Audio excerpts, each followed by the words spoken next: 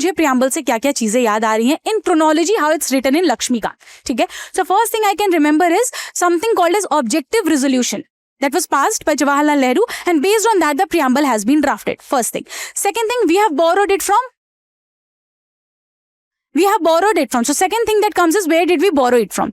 Third thing, what is the source of power? We the people of India. What is the objective of Indian constitution? That we mentioned, socialist, secular, democratic and all.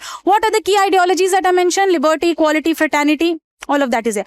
Date of adoption is there. Okay. Do we talk about the amendment? How many times the constitution has been amended? How many terms have been added? 3. And after that, what are the Supreme Court judgments related to it? There are 3 cases that have been given. First, I think, is the Golaknath case. Then we have the Keshav Nanda Bharati case. We have the Minerva Mill case and the LIC of India case. Something of that sort. ठीक है.